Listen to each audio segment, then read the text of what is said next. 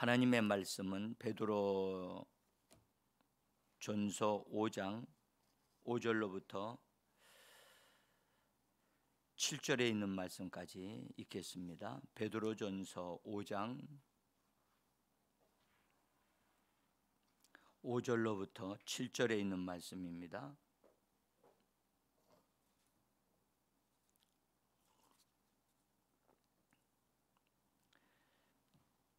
베드로 전서 5장 5절로부터 7절 같이 읽겠습니다. 젊은 자들아, 이와 같이 장로들에게 순종하고 다 서로 겸손하고 허리를 동이라. 하나님은 교만한 자를 대적하시되 겸손한 자들에게 은혜를 주시느니라. 그러므로 하나님의 능하신 손 아래에서 겸손하라. 때가 되면 너희를 높이시리라.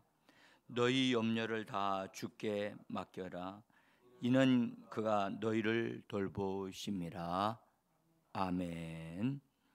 주님의 이름으로 새벽 예배에 나오시고 가정에서 일어나서 하나님 앞에서 함께 예배하시는 우리 성도님들과 외국에서 함께 동참하시는 믿음의 가족들을 하나님께서 때를 따라 은혜를 베푸시고 오늘도 성령과 그 말씀으로 우리를 강건케 하셔서 하나님의 일꾼으로 하나님의 사람들로 세워지고 원수 악한 영들의 괴계가 깨어지고 부서지게 만드는 거룩한 역사가 한 분 한 분에게 이루어지기를 간절히 예수 이름으로 축복합니다. 오늘은 이제 연말 마지막 주간 둘째 화요일 날 어제 이어서 오늘 이제 중요한 것을 좀 나누려고 하는데, 우리 속에 숨어서 활동하고 있는 원수들을 들춰내서 그것을 잘라버리고 처리하고 죽이고 없이 하는 그런 일들을 하려고 합니다. 제가 이번 주간 금요일 새벽까지 계속해서 제가 이런 말씀을 나눌 겁니다. 그래서 여러분 몰래 들어와서 숨어 있는, 그래서 냄새를 솔솔 피우는 그런 벌레들이 있거든요. 네? 그래서 겉으로 보기에는 냄새가 잘 안 느껴져. 근데 그것이 작동하거나 누가 와서 딱 만지면 냄새를 팍 풍기는 게 있어요. 여러분들 옛날에 아마 아실 거예요. 무당벌레라는 거 아시나요? 예쁘게 보이죠. 그리고 색깔이 여러 가지 색깔이 있어가지고 딱 어느 숲에 가서 딱 뭐 나무 이파리에 딱 붙어 있으면 잘 그거 같이 안 보여요. 숨어 있어서. 근데 누군가가 딱 건드리면 어떻게 되느냐? 어떻게 되죠? 냄새를 확 풍겨요. 그것은 실제로 그런 못된 벌레 같은 악한 것들이 믿는 자들 속에 들어 있거든요.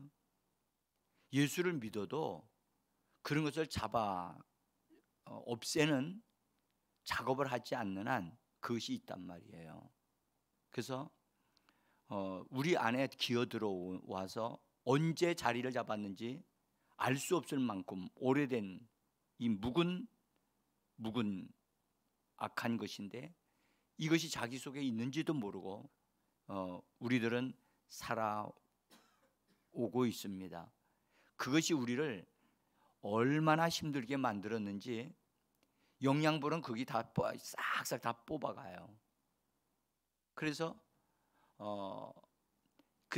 그리고 우리가 원하는 것은 이루지 못하고 그것이 원하는 것만 이루어 가도록 해서 전혀 내가 원하는 삶이 아니라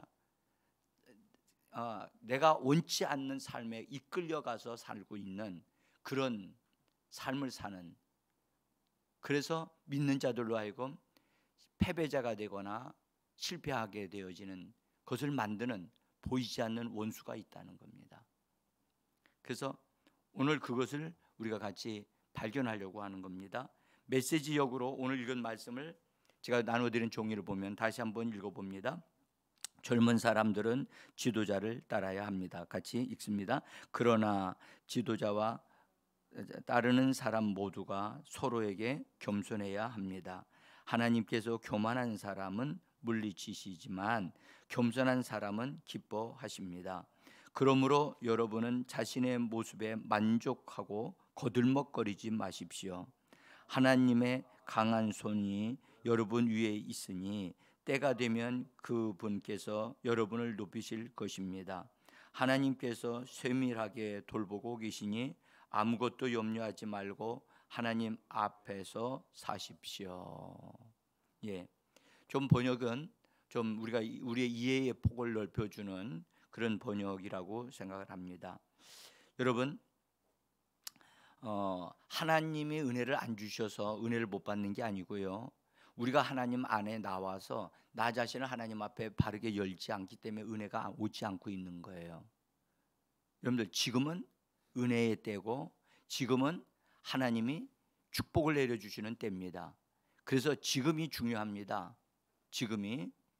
그래서 우리가 하나님께서 우리에게 말씀을 주시고 뭔가를 깨닫게 하실 때 그것을 말씀을 통해서 내 내면을 들여다보고 내면에 숨어있는 그런 못된 벌레들을 발견해서 처리하는 작업은 우리가 해야 되는 겁니다. 하나님이 해주지 않습니다.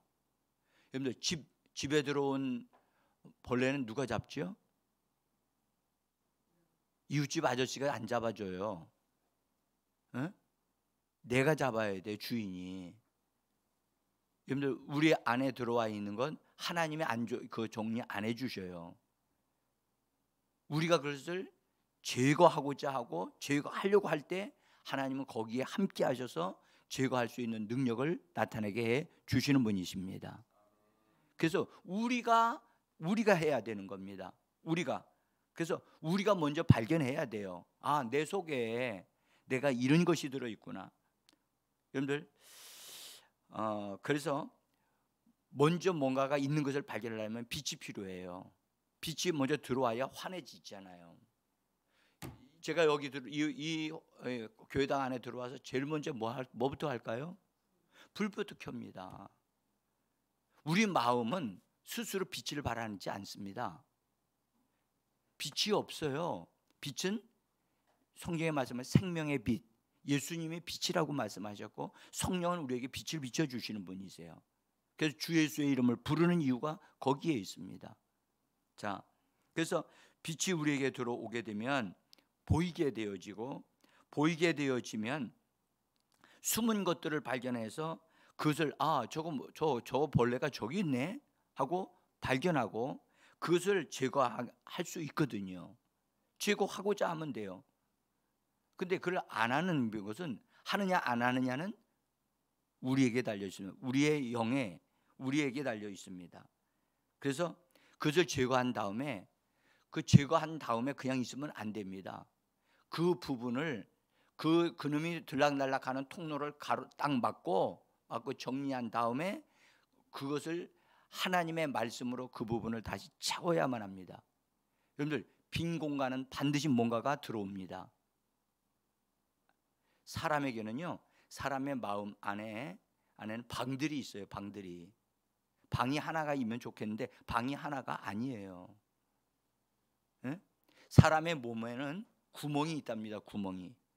구멍이 엄청나게 많아요. 네? 그래서 이 구멍 속에 여러분들 귀신들이 들어와서 머무는 곳이 너무너무 많아요. 그래서 의사들 사람의 몸에 구멍이 많다는 걸 알아요. 그래서 많은 귀신들이 들어와서 머물 수 있는 것은 사람의 몸에 구멍이 많기 때문이에요. 그래서 일단은 우리 안에 치료제이신 하나님의 말씀을 딱 집어넣어서 원수들이 들락날락하는 그런 구멍을 막아야 돼요.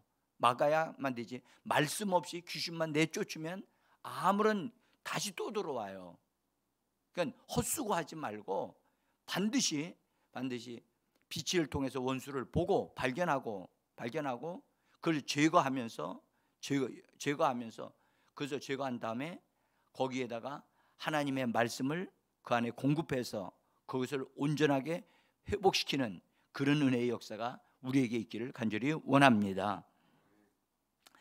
자, 여러분, 오늘 본문에 있는 말씀은 베드로 사도를 통해서 우리에게 주신 말씀인데, 가정에서나 교회에서나 겸손함으로 단장되어져야 한다는 것을 우리에게 말씀합니다. 그런데 이 겸손함이 우리에게 갖추어지기 전에 교만함이 우리 안에 들어온다는 사실을 이 베드로를 통해서 우리에게 말씀해 주고 있는 거예요. 교만이 언제 들어왔느냐? 몰라요. 교만이 나 들어갑니다 하고 소리하고 들어오느냐? 절대 이 도둑놈은 절대 자기 일을 알리고 들어오지 않습니다. 어렸을 때부터 들어올 수도 있고요. 다른 사람들이 막 이 사람을 칭찬하고 과잉 칭찬하게 될 때 그때 들어올 수도 있고요. 그 아이들이 그 집에서 우상이 되어질 때, 우상이 되어서 이 아이가 최고라고 할 때, 그때 이 교만이 들어올 수가 있거든요. 여러분들, 죄 중에 최고의 수준에 있는 죄가 몇 가지가 있는데 그 중에 첫 번째 수준에 있는 것이 교만입니다. 그러니까 그 말이 무슨 말이에요? 교만을 내쫓기가 가장 어렵다는 겁니다. 교만의 이 벌레를 잡으려면 여러분들 얼마나 이 교만이 이걸 가면을 쓰고 이랬다 저랬다. 그러니까 분명히 금방 좀 전에 보였는데 가서 잡으려고 하면 없어져서 안 보여. 다른 것으로 가면을 딱 쓰고 있어. 그래서 제가 성경을 통해서 발견한 것은 적어도 6가지의 얼굴을 가지고 있어요. 너무너무 카멜레온 같이 막 색을 변화시켜 가지고 사람들이 분명히 좀 전에 있었는데 이거 어디 갔지? 하면 분명히 거기에 있는데 색깔을 싹 변화시켜 가지고 못 찾게 만드는 거예요. 이것이 교만이에요, 교만. 사람들은 그렇게 말합니다. 나는 교만하지 않습니다. 나는 교만이 없습니다. 라고 말을 할지 모르지만 여러분들, 그것은 있는지 없는지는 하나님이 아셔요. 하나님이 아시지 그 자기 자신은 몰라요. 그리고 자기 자신이 왜 그렇게 병들게 되어졌는지를 자기 자신도 몰라요. 왜냐하면 자기도 그것이 기어 들어와 가지고 그 사람에게 영향을 줬고 가지고 그런 사람, 이상한 사람으로 만들어 놨기 때문에 그런 거예요. 이것이 나에게서 빠져나가면 허전해요. 내가 여태까지 뭐 하고 살았지? 그러니까 이것이 교만이 빠져나가게 되어지면 마치 뭔가를 잃어버린 것 같이 된다니까요. 그래서 하나님의 교만을 이기는 방법은 교만의 자리를 다시 채워야 할 게 뭐냐? 겸손인 거예요. 그래서 오늘 이 자리에 이 말씀 베드로를 통해서 겸손과 교만을 같이 말씀하고 있어요. 네? 자, 겸손은 자기를 잊어버리게 해요. 자기를 잊어버리고 전폭적으로 예수님을 의지하게 만드는 것이 겸손이에요. 그래서 예수님으로 사는 것, 자기 힘으로 사는 것은 여러분들 그게 교만이에요. 자기를 잊어버리게 만드는 것, 오직 예수님 아니면 못 삽니다. 예수님을 붙잡고 사는 것, 그것이 바로 겸손입니다. 겸손이 뭐냐고요? 자기를 잊어버리는 거라니까요.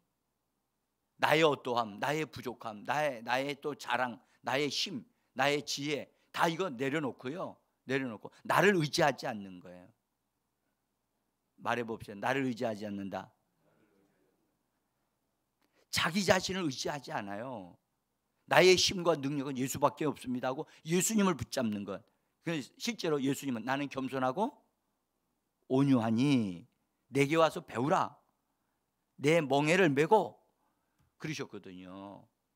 예수님은 겸손하고 온유하다. 예수님으로부터 오는 것이 겸손과 온유함이에요. 그러니까 예수님을 아니면 우리에게 겸손하고 온유할 수가 없어요. 에? 겸손한 척하지 말고 온유한 척하면 안 돼요. 오직 예수밖에는 없어요. 예수님을 붙잡아야 돼요. 에? 여러분, 그래서 겸손은 주님의 성품 중에 하나이기도 하지만 삶의 방식이기도 해요. 삶의 방식. 그래서 우리가 그 겸손으로 오늘 우리에게 허리를 동이라. 허리를 동이란 말은 겸손이 우리의 허리의 힘이란 말이거든요. 겸손이 허리를 동이라고 하시는 이 말씀을, 여러분들 우리가 옷을 입을 때, 외투 같은 걸 입을 때 나가서 일을 하려면 허리에 끈을 잡아 매지요. 그렇죠? 여러분들 옷을 입을 때 허리 쪽에다가 허리끈을 딱 매는 이유는 일을 할 수 있기 위함이고 옷이 벗겨지지 않게 하려 함이에요. 우리가 무장되어졌어도, 하나님의 말씀으로 무장되어져 있어도, 여러분들 겸손이라는 것으로 이렇게 허리띠를 동이지 아니하면 우리는 우리의 어떠함이 들춰내지게 돼 있어요. 그래서 옷을 벗김을 받는, 그래서 부끄러움을 당하는 일들이 일어난단 말이죠. 그래서 허리를 겸손으로 동이라. 허리를 겸손으로 동이라. 그래서 겸손함으로, 그래서 동여 매고 나 자신을 의지하지 아니하고 주님을 자꾸 의지하는 것, 주님을 찾는 것, 그것이 겸손입니다. 어떤 분은 그 사람 자기 자신을 낮추는 것이다 그렇게 얘기합니다. 낮추는 것도요, 각각 다 자기 수준에 낮추지요. 다 다르거든요. 그래서 우리는 예수님을 의지하는 것, 오늘도 예수님을 의지하여 예수님을 부르면서, 그래서 주님을 드러내는 우리가 되어지기를 간절히 원합니다. 자, 그래서 삶의 방식이에요. 삶의 방식. 그래서 삶의 방식이 되기까지, 그 사람의 스타일이 되기까지, 그 사람의 겉옷이 되기까지 겸손한 말과 행동으로 예수님 의지하고 예수님 붙잡고 그 예수님의 말씀을 순종해서 따라가는 것, 그것이 바로 겸손입니다. 자, 겸손한 사람은 여러분들 오늘 성경에 말씀하기를 뭐랬냐? 겸손한 사람은 염려하지 않는다는 거예요.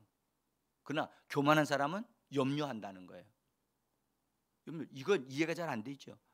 성경에 여러분들 겸손한 자는 주인을 알아봐요.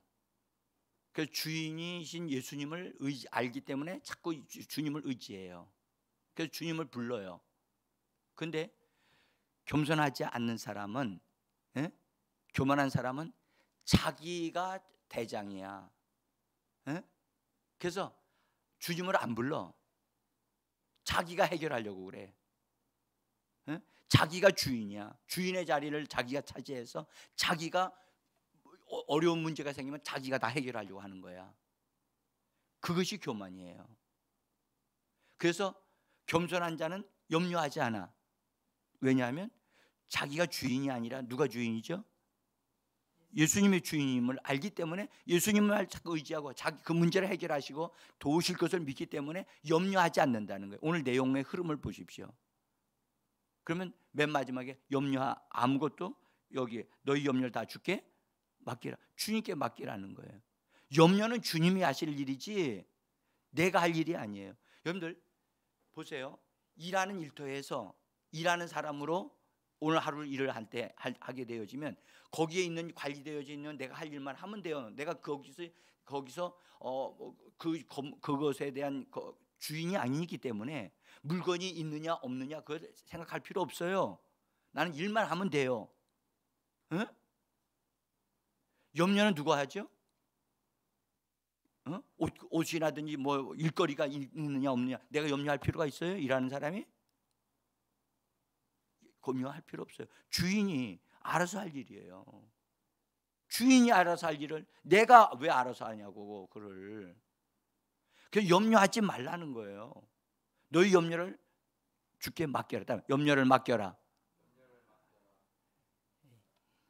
말은 좀 알아듣는 것 같은데 이 설교 듣고 나도 염려를 우리가 할 수가 있어요. 우리가 하는 것은 우리는 교만한 거예요. 교만한 자는 그것을 맡기지를 못해요. 자기가 해결하려고 그래요. 자기가.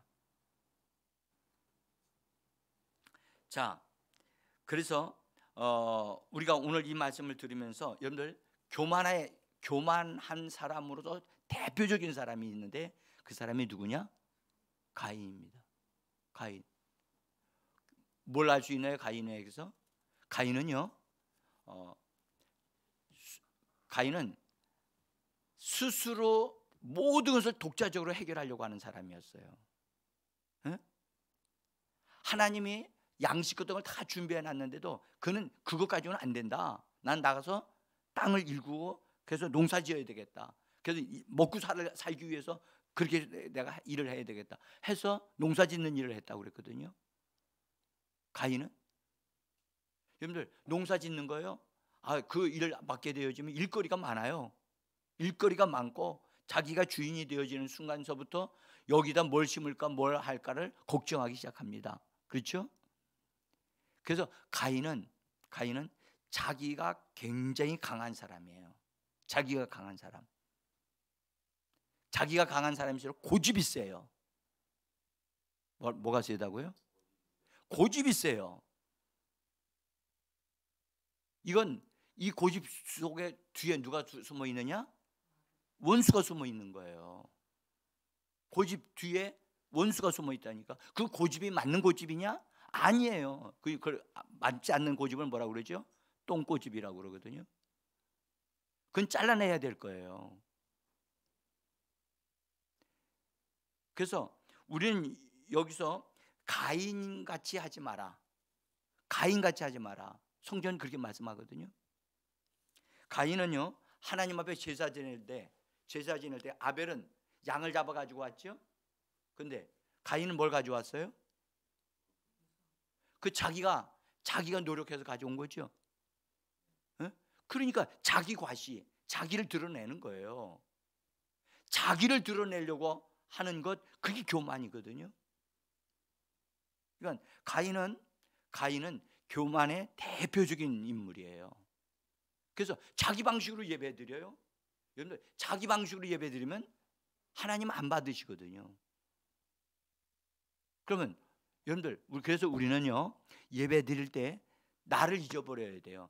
내 나를 잊어버리고 오직 누구만을 의지해야 된다? 예수를 의지해야 된다니까요. 우리 한번 불러보자. 주 예수요. 정말 주 예수를 부르셔야 된다니까요. 주 예수 없이 나 하나님 앞에 나 자신을 드리면 하나님은 그거 안 받으셔요. 자, 여러분들 그 가인은요, 제사 드리는 것을 하나님의 안 받으셨거든요. 안 받으시니까 성경에 뭐라 그러냐? 화를 냈다고 그랬어요. 화를 냈다. 그리고 하나님이 자기 것을 받아들이지 않고 아벨 것을 받아들였다 하니까 아벨과 말다툼을 합니다. 말다툼을 하는 주 원인이 누구였느냐? 가인이었단 말이에요. 그래서 자기 스타일이 강한 사람, 여러분들 그게 좋은 것 같지만 절대 좋은 게 아닙니다. 우리는 주님을 의지해야만 합니다. 그래서 동생을 말다툼한 다음에 동생을 얘기를 해서 들로 유인합니다. 유인해가지고 돌로 쳐 죽입니다. 여러분들 보십시오. 그러니까 하나님 자기 방식으로 사는 사람은 하나님 필요 없어요. 하나님 없이도 난 살 수 있습니다. 그런 사람이거든요. 이런 사람들이 오늘날 교회 안에 많이 있다니까요.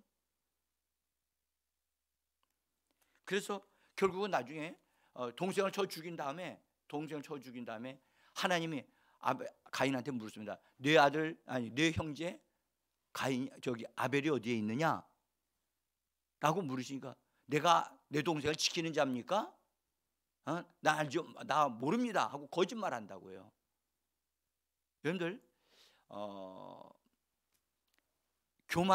교만은 이런 것들을 자꾸 만들어내요. 교만과 쭉 연결되는 게 많아요. 그래서 결국은 거짓말하게 만들고, 그래서 하나님 앞에 여러분들 하나님 앞에 거짓말한다. 이건 여러분들 생각을 해도 있을 수 없는, 하나님과 대화를 하고 하나님이 내 동생 아벨이 어디 있니? 내가 내 동생 지키는 자입니까? 나 알지 못하면 지금 뭐 하는 거예요? 뻔뻔해지는 거예요. 뻔뻔해지는 거야. 응? 여러분들 이번에 우리가 여태까지 우리가 살아오면서 내 속에 교만이 언제 들어왔는지를 우리는 알 수 못해요. 그러나 그 교만이 영향력이 나에게 나타나는가를 살펴보실 필요가 있어요.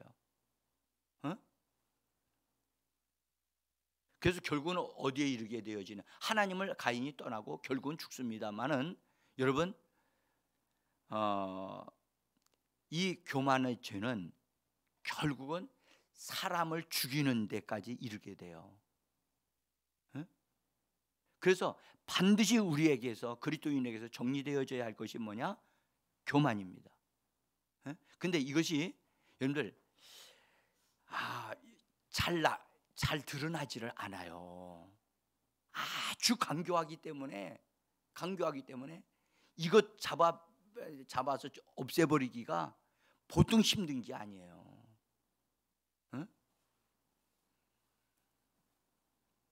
그래서 이 교만은요, 하나님을 의지하지 않고 나 스스로 살 수 있습니다, 나 하나님 도움 필요 없습니다 하는 것이 교만이거든요. 그래서 자기 독자적으로 자기에게 몰두하게 만들어요. 우리는 우리에게 몰두하는 자가 아니라 예수님에게, 하나님에게 몰두합니다. 할렐루야. 우리 전혀 다르거든. 자기에게 몰두하는 사람은 뒷배경에 교만이라는 것이 있는 거예요. 그래서 교만한 사람은 자기 과시를 잘해요. 자기를 자랑한다고, 자기가 한 일을 막 얘기를 한다고. 그걸 말을 할 배경 뒷배경에는 반드시 교만이라고 하는 게 웅크리고 있단 말이에요. 자, 심지어 이 교만은요, 하나님의 자리를 탐내게 하여 자기가 주인공이 돼요. 하나님 밀어내고 자기가 주인공이 되거든요. 보세요.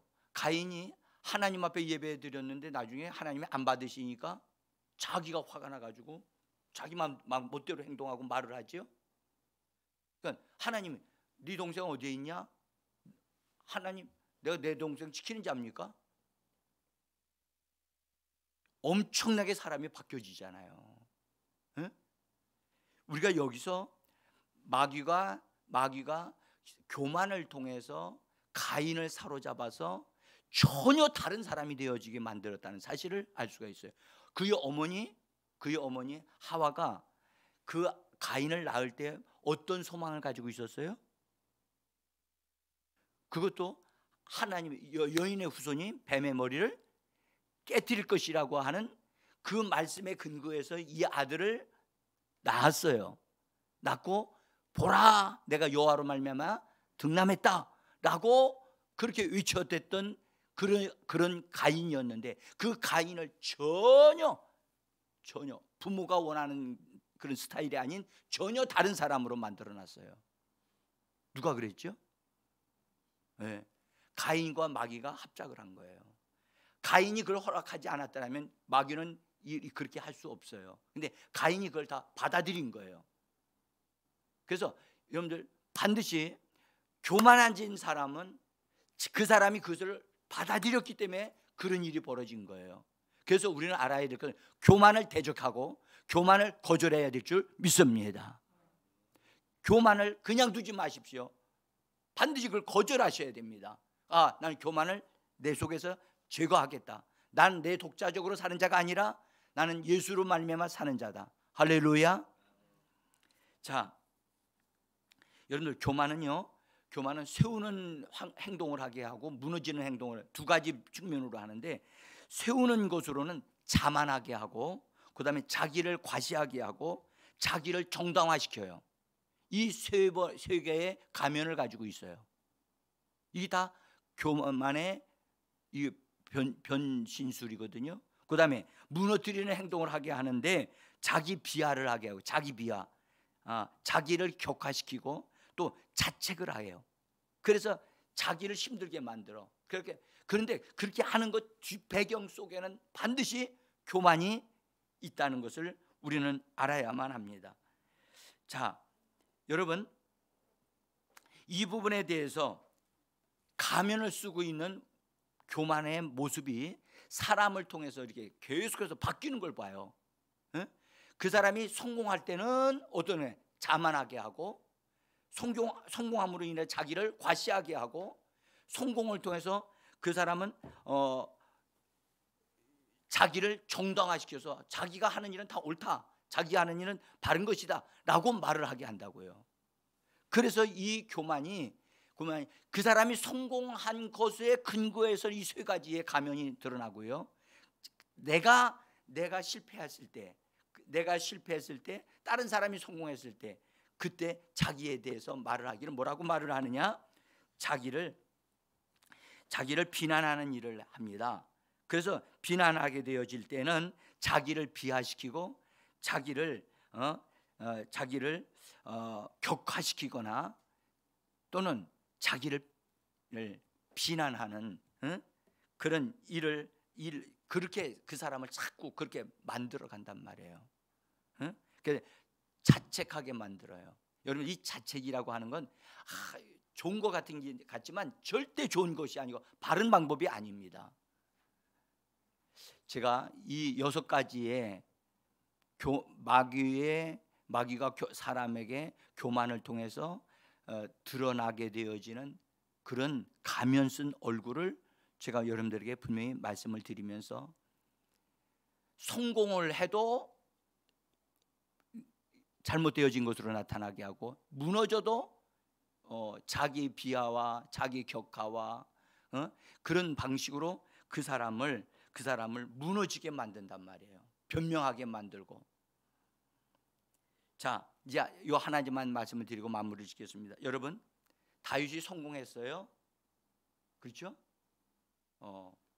성공한 다윗의 기록을 쭉 기록하면서 사무엘 상하를 통해서 다윗이 스타가 되어져요. 그래서 나중에 왕이 되어지고 통일 왕국을 이루어요.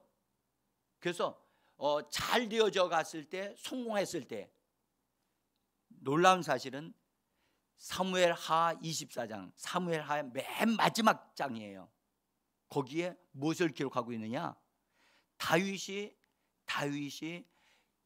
성공함으로 인하여 교만해진 것을 이야기를 합니다. 성공을 통해서 교만해진 다윗은 무엇을 하게 되어지느냐? 인구조사를 합니다. 인구조사가 뭐에 필요하죠? 다윗이 나라가 왕성해졌어요. 백성들이 잘 살게 됐어요. 그러면 하나님 앞에 감사하고 하나님 앞에 그 영광을 돌리는 그 일을 전념해야 되는데, 신기하게도 원수가 역사해서 거기도 그렇게 기록하고 있어요. 인구조사를 해요. 인구조사는 군인들로 쓸 수 있는 사람이 얼마나 되는가를 알아보기 위하여 인구조사를 명령을 합니다. 그 말은 무슨 말이냐면, 인구조사를 해가지고 군인들이 얼마나 많은가를 그걸 확인하는 것은 유사시에 전쟁이 일어났을 때 동원될 수 있는 군사력이 얼마나 되는가를 알아보려고 그걸 시킨 거예요. 인구조사를. 그러면 다윗이 전쟁에서 나가서 싸울 때 군사가 많아서 이겼어요? 아니면 하나님이 도와서 이기셨어요? 여러분들, 다윗은요 전쟁에 능한 자입니다. 골리앗을 때려잡는 것부터 시작해서 모든 전쟁에서 나가서 이기게 된 것은 얼마나 많은 군인이 있었느냐가 이기게 하는 것이 아니라 하나님을 의지하고 하나님을 바라보고 하나님 앞에 기도하면서 나가서 싸워서 이기게 되어진 것입니다. 그런데 다윗이 자기의 성공이 딱 되고 왕이 되어지고 잘 되어지니까 하나님을 의지하지 않고 군사력을 의지하게 되어진 거예요. 응? 그때 하나님이 그것을 교만의 죄를 딱 지적하시면서 그가 여러분들 그 인구 조사를 한 다음에 그 장군 요압 장군이 왕이시여 왜 이런 일을 하려고 합니까? 막 말립니다. 말리는데도 왕이 놀라운 사실은 빨리 해라 막 재촉을 합니다. 그래서 그 일을 하면서 그 일을 진행하는 과정 속에 다윗이 깨닫게 됩니다. 이것이 아니었구나. 이게 잘못이었구나. 그래서 그가 큰 죄를 범했다는 사실을 깨닫게 해요. 자, 한번 보세요. 제가 써놓은 저 종이 맨 밑에 2장의 맨 밑에 제가 써놓은 이런 성경 말씀을 인용했어요. 같이 읽어봅니다. 사무엘하 24장 10절입니다. 읽습니다. 다윗이 백성을 조사한 후에 그의 마음에 자책하고 여호와께 아뢰되 내가 이 일을 행함으로 큰 죄를 범하였나이다. 내가 심히 미련하게 행하였나이다 하면서 용서를 구합니다. 자, 하나님은 이것에 대해서 어떻게 하셨느냐? 여러분들 다윗이 잘못했어요. 그래서 큰 죄를 범했다는 걸 알았어요. 그리고 하나님 앞에 죄를 고백했어요. 그러면 하나님이 용서해 주시고 그걸 없는 걸로 해 주셔야 되잖아요. 그렇죠? 그런데 읽어보십시오. 하나님은 다윗이 그렇게 자기의 죄를 깨닫고 자백했음에도 불구하고 하나님은 선지자를 보내셔서 네 죄에 대하여 내가 책임을 묻겠다. 3가지 중에 하나를 선택해라 해가지고 3가지 중에 하나를 선택하게 만들었는데 그 중에 다윗이 말합니다. 하나님, 난 사람들에 의해서 어려움 당하는 걸 원하지 않고 하나님에 의해서 어려움을 당할 때 그 어려움을 통해서 내가 하나님을 의지하겠습니다. 내가 이 문제는 내가 하나님을 의지하지 않음으로 말미암아 생긴 문제이기 때문에 하나님을 의지하는 걸로 선택하겠습니다. 그랬더니 하나님이 전염병을 발생을 하게 해서 그 나라 백성 7만 명이 죽습니다. 몇 명이요? 여러분들, 저는 이 부분을 보면서 교만이 다윗을 통하여 순간에 그렇게 역사를 했는데 그 부분에 대해서 하나님은 그 죄에 대해서 죄를 용서한다 하실지라도 그 책임에 대해서는 분명히 물으신다는 것을 볼 수가 있어요. 그래서 우리는 여기서 여러분들 교만을 용납하면 안 됩니다. 성공했던 다윗도 그처럼 하나님을 사랑했던 다윗도 이 교만에 속아서 원수의 속아서 자기 힘을 의지하려고 하고 하나님을 의지하지 않는 그것으로 인하여 7만 명이라고 하는 사람들이 죽임을 당했다는 사실을 우리는 꼭 기억하셔야만 합니다. 그래서 여러분들 교만은 결국은 우리를 무너지게 만드는 겁니다. 원수는 우리가 무너지는 것을 원하는 겁니다.